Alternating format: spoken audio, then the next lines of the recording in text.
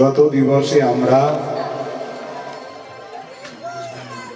গৌর সুন্দরের জন্মলীলার কথা শুনেছিলাম।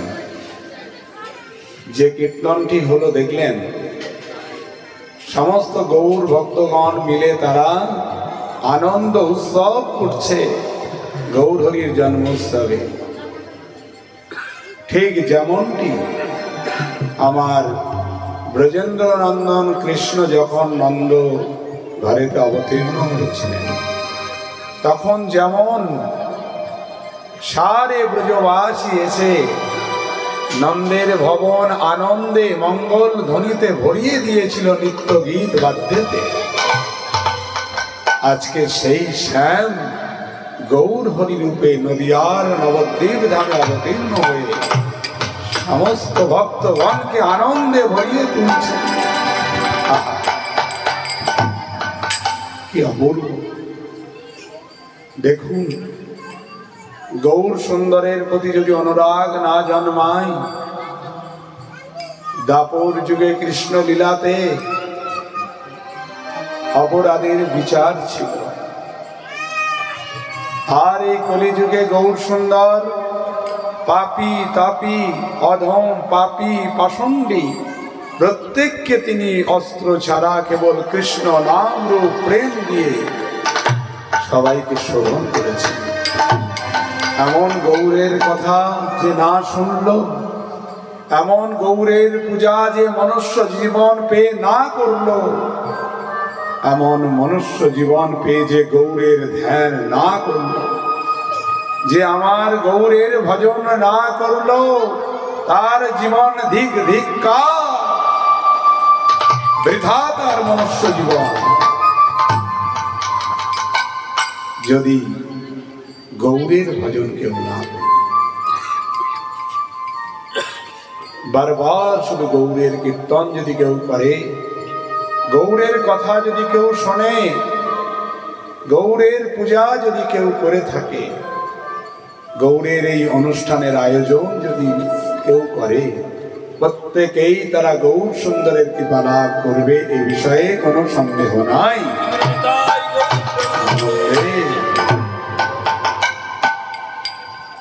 আর জানেন, গৌর সুন্দরের কৃপা যদি কেউ লাভ করে, তখন তো রাধা গোবিন্দের কৃপা তার অনায়াসেই লাভ হয়ে যাবে, তাই না? আর বাকি থাকবে গৌর সুন্দর যাকে কৃপা করবে, গৌরের কৃপা হবে, ব্রজে রাধা কৃষ্ণ পাবে। যদি গৌরের কৃপা হয়, তবে আপনি রাধা কৃষ্ণের কৃপা লাভ করবেন। বলিয়ে সচিনন্দন গৌর হরি কি জয়। এমন যে গৌরাঙ্গ, গৌরাঙ্গের গুণ গাও পুন পুন, সরল করিয়া আমার গৌরাঙ্গের গুণ গাও পুন পুন, সরল করিয়া। হেন অবতার হবে কি হয়েছে, এমন হেন অবতার হবে কি হয়েছে, হেন প্রেম পরচার, হেন প্রেম পরচার, হেন প্রেম প্রচার। এমন অবতার কখনো হয় নাই, আর হবেও না। যে কোনো অবতারে আপনি দেখেছেন প্রেম দিতে, একমাত্র কলিযুগ পাবন অবতারে কোনো অপরাধের বিচার করেননি, আপামর জনকে প্রেম দিচ্ছেন।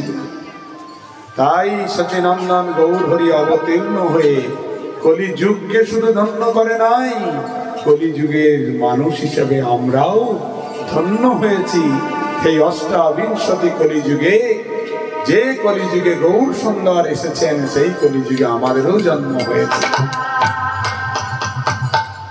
সেই জন্য ভাগ্যবান আমরা সবাই। তবে হ্যাঁ, যদি গৌর সুন্দরকে আপনি সেবা করেন, যদি না তার পূজা করেন, যদি না তার কীর্তন করেন, তাহলে আপনার জীবন ধন্য হবে না। হবে? তাই প্রত্যেকেই গৌরের ধ্যান, গৌর হরির বেশি বেশি করে কীর্তন করবেন। গৌরাঙ্গের ভজন করলেই কৃষ্ণ অত্যন্ত প্রসন্ন হবেন। তার পূজা করবেন, তার নাম করবেন। সরল করিয়া মন গাও গাও পুন গৌরাঙ্গের গুণ, সরল করিয়া মন। দেখুন মা,